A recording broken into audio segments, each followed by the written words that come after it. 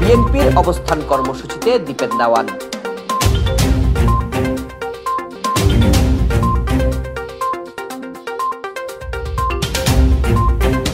15ই August ঘিরে আওয়ামী লীগের নেতাকর্মীদের সন্ত্রাসী কর্মকাণ্ড রুখতে রাঙামাটির গুরুত্বপূর্ণ স্পটে অবস্থান কর্মসূচি পালন করেছে বিএনপির নেতৃবৃন্দ।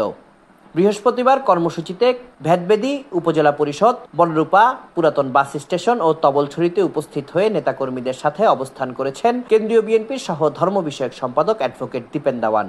এতে 299 নং আসনে বিএনপি মনোনীত সাবেক সংসদ সদস্য প্রার্থী মৈত্রী চাকমা সহ অন্যান্যরা উপস্থিত ছিলেন। এ সময় দীপেন দেওয়ান নেতাকর্মীদের উদ্দেশ্যে বলেন, ভারত থেকে সত্য প্রত্যাগত আমাদের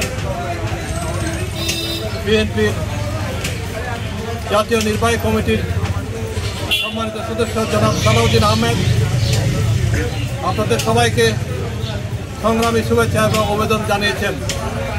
তিনি আরও জানিয়েছেন দল মত নির্বিশেষে বিএনপির বেগম খালেদা জিয়ার নেতৃত্বে জনাব তারেক রহমানের আদেশে যাতে আমরা এই আন্দোলনে অবতীর্ণ হয়ে সকল প্রকার ষড়যন্ত্রকে বিচ্ছেদ করে আমরা যাতে বাংলাদেশি জাতীয়তার পতাকাকে উড্ডীয়মান রাখতে পারে এই নিয়ে এই আশা প্রকাশ করেছেন এবং আন্দোলনে অবতীর্ণ হওয়ার জন্য সবাইকে আবার সংগ্রামী শুভেচ্ছা জানিয়েছেন। এটা ছিল আমার মেসেজ। সালাউদ্দিন সাহেব।